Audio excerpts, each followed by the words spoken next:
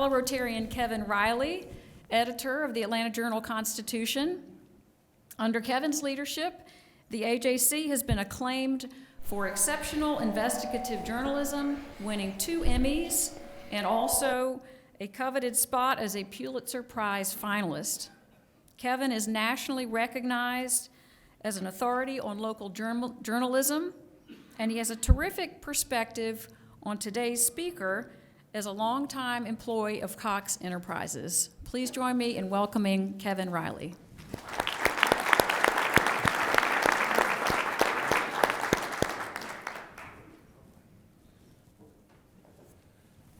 Well, I'm going to be interviewing my boss, and I just found out I'll be introducing him. So, without any notes at all. So, we're going to talk about a lot of stuff that I won't bore you with in the introduction, but let me just put it this way. I'll tell you a little story. Back in about 2009, I was on vacation with my family on Sanibel Island, Florida. And my boss at the Dayton Daily News in Ohio called me. And he said, "Hey, I'm sorry to bother you on vacation, but this is kind of a big deal." And I thought, uh-oh. And he told me that a member of the Cox family was going to be coming to Dayton to run our operations there. We had a TV station, a radio station, and actually about 12 newspapers at the time, Alex. And he wanted to let me know that, you know. So I immediately called some friends around the business and said, "Hey, you know of any good jobs out there that I might that I might need to get?" But all kidding aside, I got to work with Alex for a couple years in Ohio, and our big project there was to put all these media properties together in one building. And then after a while, he took me out for a beer one night at Moraine Country Club, one of the country clubs in Dayton that his great-grandfather founded. And he said to me, "What would you think about being the editor in Atlanta?" To which I responded, "What?" And so that's how I ended up here, and he and I worked closely ever since then. As he's come back from Dayton, worked around our company. We're going to talk a little bit about all of that. But he has always been a fantastic supporter of me, even at the most difficult times. And at times this job can be a little rough, and I don't just mean when I come to these meetings and someone gets on me. I mean sometimes we're dealing with some hard stuff. So Alex, why don't you come on up? We'll talk for a while, and the really interesting stuff will come out in the Q&A. Okay, so you probably know this, but the Cox public relations folks sent me a bunch of questions about what you wanted to talk about. I think she's our guest today. I tried intentionally to not prepare because I like to answer just honestly. And oh, all right, good, because we might not get to those. Okay. One of the questions I get a lot, so I'm going to go toward this before we get into some bigger things, is about the family. You know, people will say, it's like, "Hey, Alex, we know him, but where is he in the Cox family?" And that. So take a moment and, I don't know quite how to put this question, but explain your place in the family, where the family is, the beginnings of all of that. I never really know where I stand in the family, but as far as the Cox business side of the business, it was founded by my great-grandfather, who was a governor of Ohio and a longtime newspaper person from Dayton, Ohio, and he had 3 children. His first child was James Cox Jr., who later succeeded him as chairman of the company. And then he had 2 daughters 20 years later. So mysteries of family business, like every family has, don't ask any questions, but so his 2 daughters came 20 years later, and that was Ann Chambers and Barbara Cox Anthony, and they were sisters, and I'm the grandson of Ann, who lived here in Atlanta a long time. Okay, all right. Since 1939. And one of the remarkable things about the company, and I know that you have talked about this, is for it to be in the hands of a privately held company, to be in the hands of a 4th generation. So you know how those odds are stacked against you. Talk about that a little bit. So I think it's less than 1%. Make it through multiple generations, wholly owned, and actually in governance and control. There's the Mars family is an example of another, but there are other family businesses like the Koch family or others, but they're kind of in the second generation or third. Getting to the fourth is hard, mostly because you don't wind up, the challenges of passing things down to another generation involve, having a family member or a generation that is A, interested, B, even remotely capable, just showing up and being, wanting to be involved, and then being united around certain tenets of who you are, what you do, what you stand for. Our family has always had a lot of differences of opinion in politics, but I think everyone is unanimously, we always talk about the employees, and in my great-grandfather's will, he said, I hope that my children and my trustees recognize the debt we owe to the employees who have protected and built this business through thick and thin, and I hope they always have as congenial of a relationship with them as I always have. And so, when we're thinking about benefits or pension or retirement or, a place to have a career, it's usually the last thing we skimp on is sort of the employee experience. We always try to make it and that's something I think all family members have always been proud of. And in some family businesses, you might say, well, squeeze that down and pay out bigger dividends or something like that. And that's usually what breaks things up before they make it. But my family is a lot of differences, but very much united around the things that count, I think. You want to talk about the differences or go on to some other stuff? Well, all you have to do is show up at my house for Thanksgiving, and you'll get a good dose of it. Yeah. So one of the other things that always comes up, in Atlanta, Cox had highly visible businesses for so long, the newspaper, WSB, TV, and radio. And one of the struggles I always have when I talk to people about Cox is letting them know, literally the HAC is just a teeny tiny part of the company. I probably shouldn't say that in this room, but anyway, explain Cox, how big it is and all the things that we're into and what. If you take the AJC's sort of balance sheet and compare it, but if it takes up the amount of words that it consumes at our board meetings, it's a disproportionately everybody. Just as everybody's interested in politics and news and what's going on in the world, we're always talking about the AJC and love the concept of being involved in your hometown in ways that matter. And that's really why we are a company. My great-grandfather wanted to be a newspaper person. He got involved in all kinds of different things in his life, but he died writing an editorial. He was a newspaper man. That was his identity. His title was publisher. It wasn't CEO or chairman or any of those. He was just the publisher of the Dayton Daily News, and that was just how he knew himself. Even in my life, 50, 60, 70 years later, I identified with the company as a newspaper, TV, radio, media company. We were a media family. I didn't know a lot about it when I was a child, but you read in magazines and stuff, the media this, media that. But really today, those media roots have led into all kinds of other things: telecommunications, automotive, services, software, and more now sustainability is not only sort of a value, which is what it started as, but it's now a business line, and we're investing in businesses that help the world go around in a cleaner way. Disruptive technologies that'll do things like recycle trash, grow food, that kind of stuff, and do it in a more sustainable way. So we're in all kinds of new things. We still identify. When you walk around my mother's house, you see pictures of a little girl pushing the button on the AJC's printing presses. So our identity and our history is very much a media history.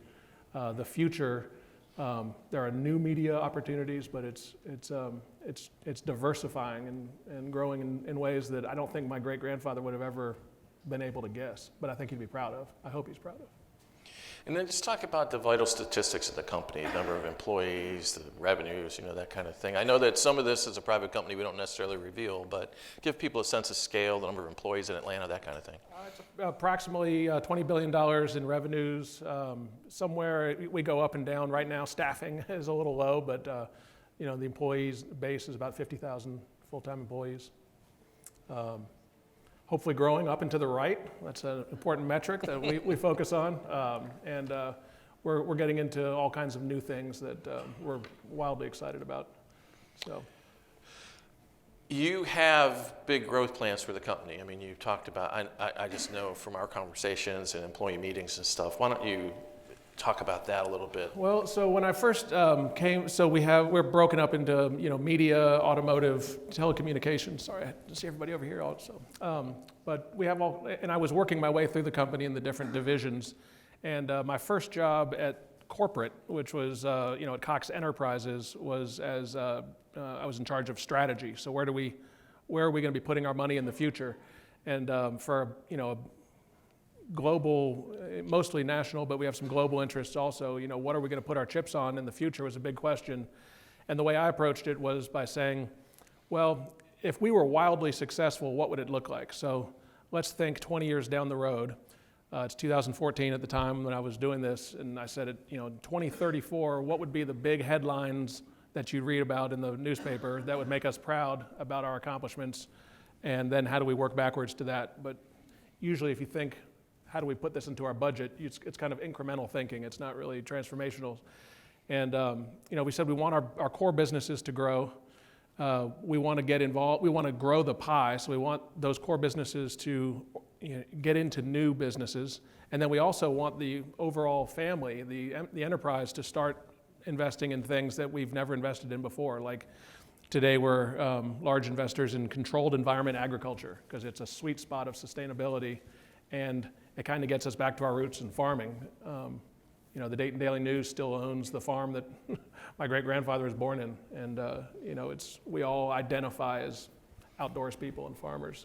So how do you grow? How do you diversify? Was those three ideas. And then, I just did some rough math, and I said, if you started with an investment of $28,000 in 1898, and you had $20 billion in revenues, and you sort of normalized for all that, it'd be about a 12% growth rate compounded year over year. And that would be really hard to do with a company this size, but let's just say we were able to do half of that. 6.5% compounded growth rate. Starting where we are now for the next 20 years, that would give us some financial targets. We don't like to talk about the financial targets because we don't like our goals to be about money, but we do have numbers and metrics around what we're trying to accomplish. But it's really grow the existing businesses, diversify, and get into sustainability in a meaningful way. That's what I hope to accomplish in my time here. So one of the things that I wanted to get you to talk about, because we've talked about it so much between news coverage and decisions about the company, is the pandemic.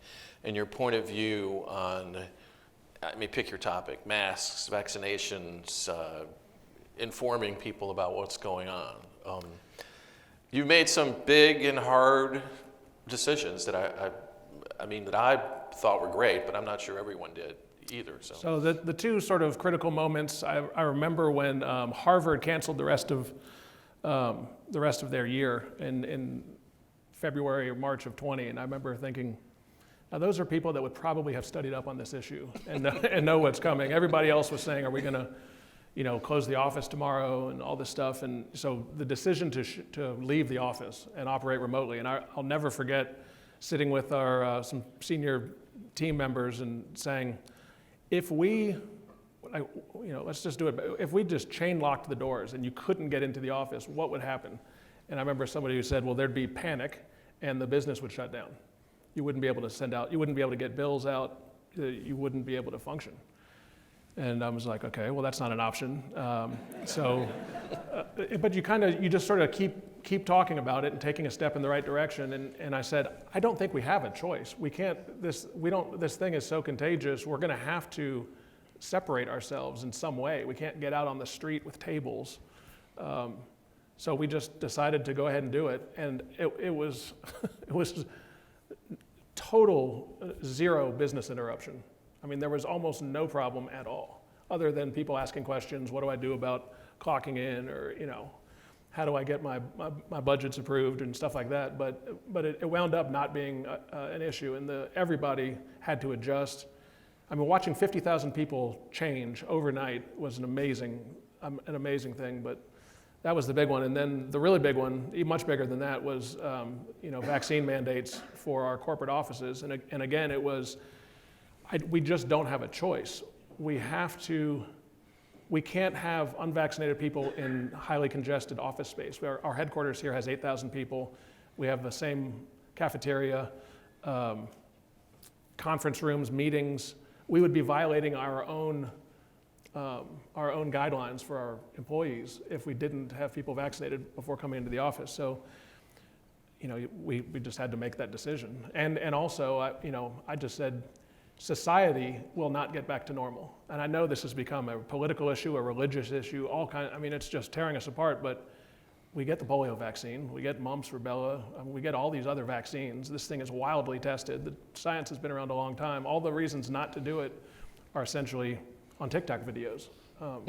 But people aren't used to it yet, and there's going to be a debate, but we have to get vaccinated and we have to get back into the office. And so we made that decision, and that was much more controversial and difficult, but I still think it's the right thing to do. I always like to ask people this, but favorite part of your job as the CEO of Cox? I like, so I get a lot of stories every day. People send me, you should send an email to so-and-so, or just want you to know the person who led the recovery efforts in New Orleans after the Hurricane Ida, or something like that. And you just get to see profiles of people that are just extraordinary human beings and go above and beyond their job, work hard, take care of people. They're just they're leaders. In a world without leaders that inspire you, it's nice to work somewhere where you see leadership happening. And you get to, I started an award a couple years ago called the James M Cox Award, and we award it to someone before every board meeting that has done something extraordinary since the last board meeting.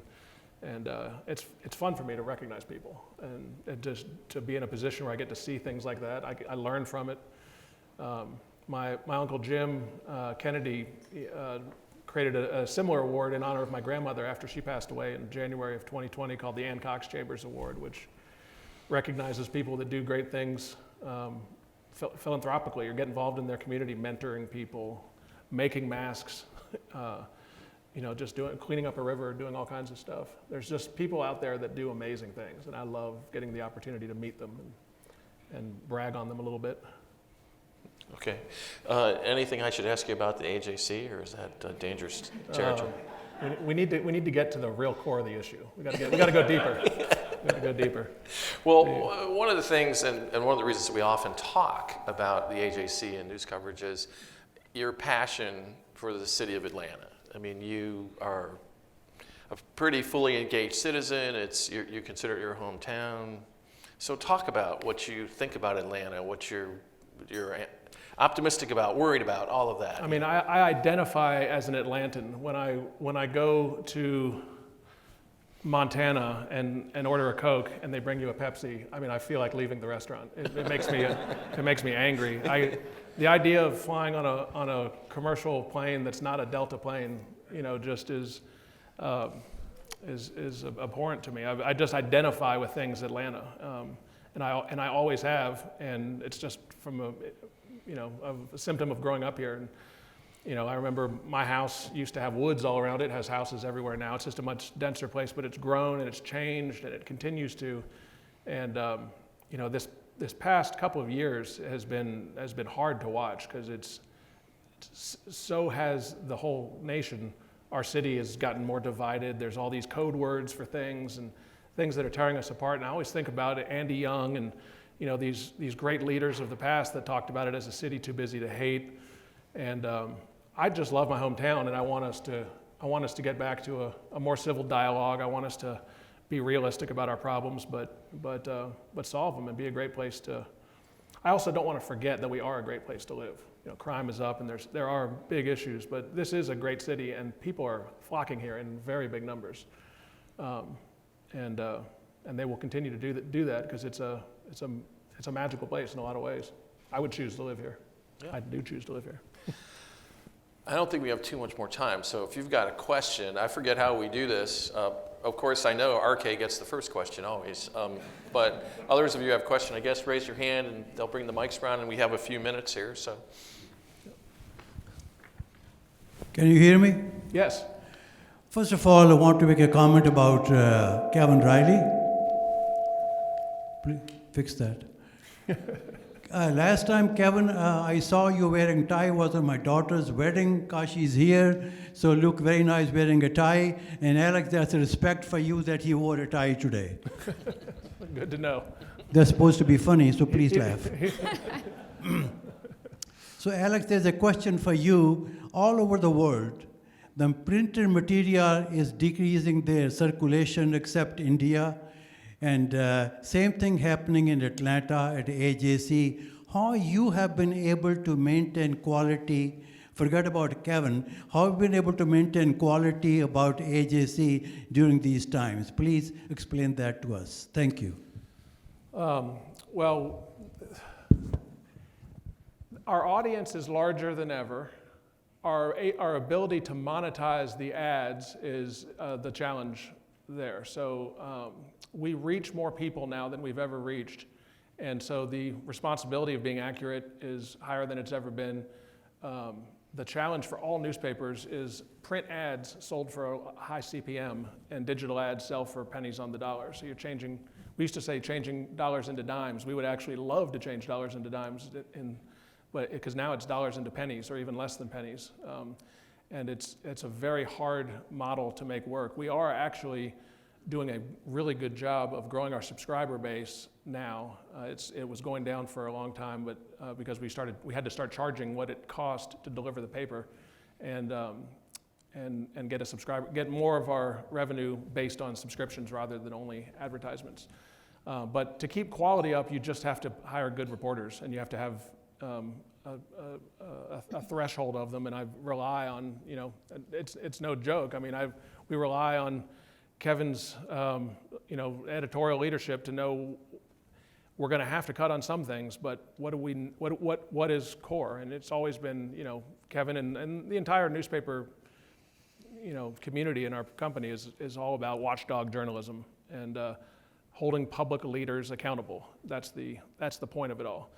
We love sports. If you dropped sports, you would have a serious problem. So you have to keep... Especially this week. Yeah, especially this week. But it's really holding public leaders accountable is the core. And then how much more can you do on top of that? Sports is a big one. Business is a big one. Sort of metro happenings is another big one. But you've seen, when I first started selling ads at the AJC in 2000, maybe 2001. I think it was the largest classified year ever, and it's classified ads in print started going down, and that was the big change for newspapers. We still have great advertisers and great ads. It's just the classified print revenue dropped a lot. So that's gone online. Actually, Autotrader.com was invented at the AJC. Which is, a lot of people don't know that, but they were saying all of our auto ads are going online. How do we make sure we don't lose it? That's how Auto Connect, which became Auto Trader, was invented. Alex, thanks for coming today.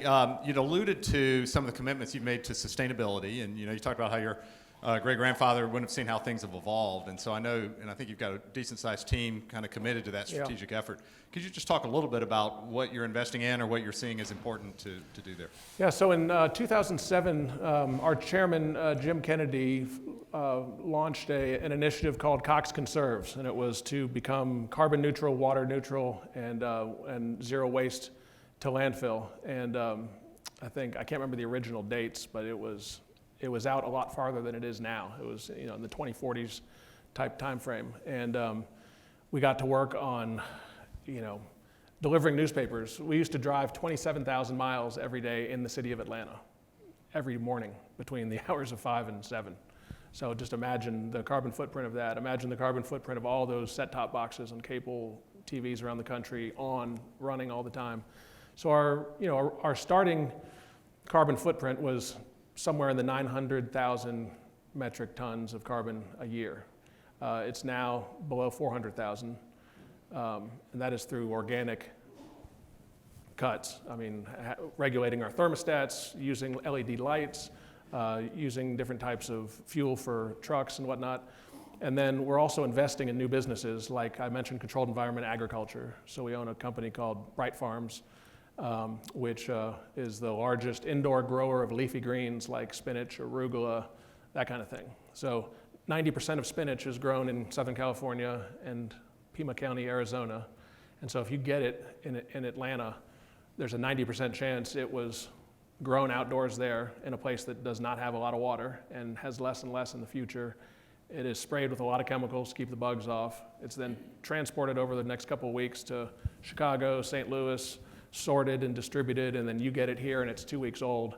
And you know, if you ask whoever does the shopping, you look at the bottom of the little shell and see if it's wet and nasty, and you know, it's getting older and older by the day. Controlled environment allows you to grow it and have it be on the shelf of your local Whole Foods or Kroger the next day. And it has a lot longer shelf life. It has no chemicals. It's completely organic, and it cuts out that entire carbon footprint. If you add in the carbon benefit of those businesses that we've bought to our carbon footprint, we've eliminated our carbon footprint over 2x. And in the next 5 years, it'll be 40x.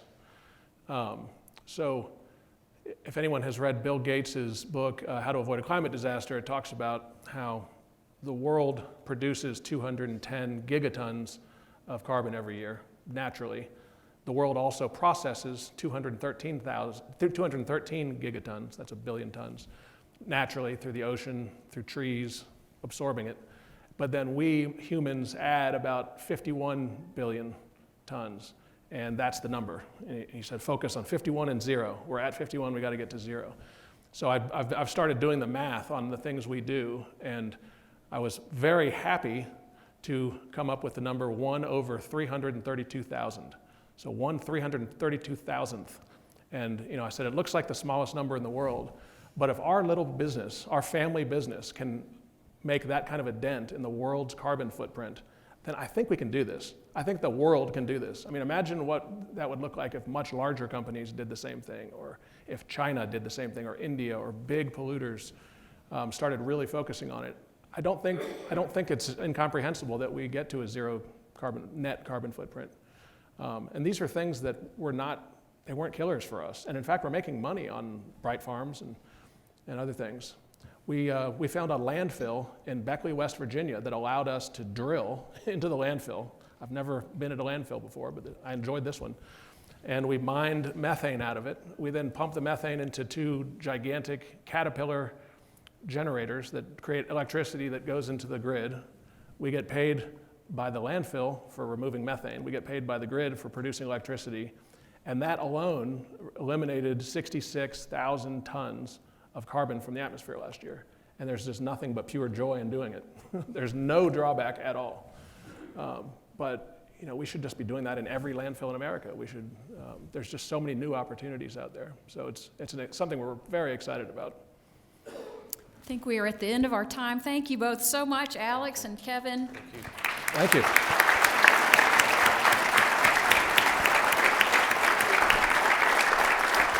Thank you.